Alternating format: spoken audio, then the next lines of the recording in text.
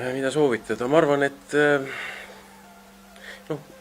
kui sa tahad siit midagi saada, siis tuleb kaasa töötada loomulikult ja saavutada siis see tase, et kuna ütleme, kuna inimeste arv koolitusel, nagu meil siin praegu oli, ei olnud väga suur, seega me saime väga personaalset lähenemist ja tõesti ütleme, me saime tegeleda mitte nii-öelda tahvlile näidatava ühe projektiga, et kõik seda kaasa teha, vaid me tegelikult tegime paralleelselt oma projekte ja jõuti seda juhendada ja see oli selle asja juures veel kõige vahvam.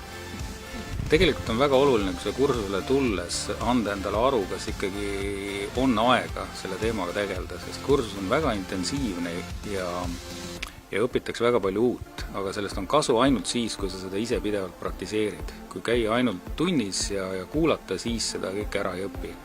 Väga oluline on anda endale algusest peale aru, kas ikkagi on piisavalt endale inimesele aega, kes siia tuleb, et ta jõuab seda kõike omandada.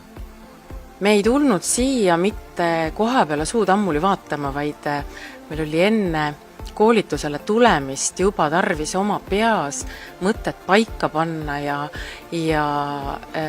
oma ülesanded läbi mõelda, millega me siin tegelema hakkasime.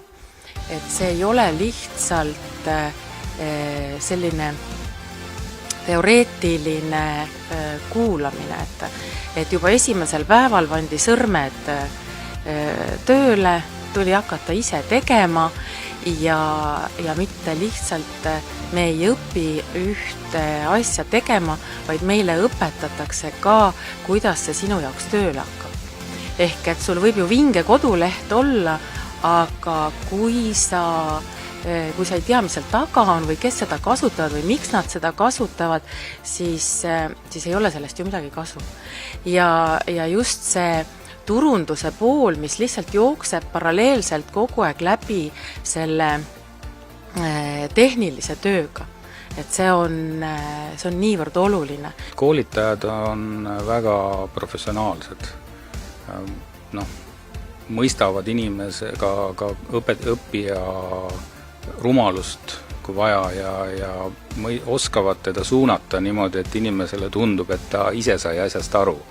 Ja see on väga, väga motiveeriv tegelikult, kui õpetaja ei käitu nagu õpetaja, vaid kui õpetaja suunab sind selle teadmiseni. Annab sulle ühesõnaga õnge, et sa saaksid ise kala püüda.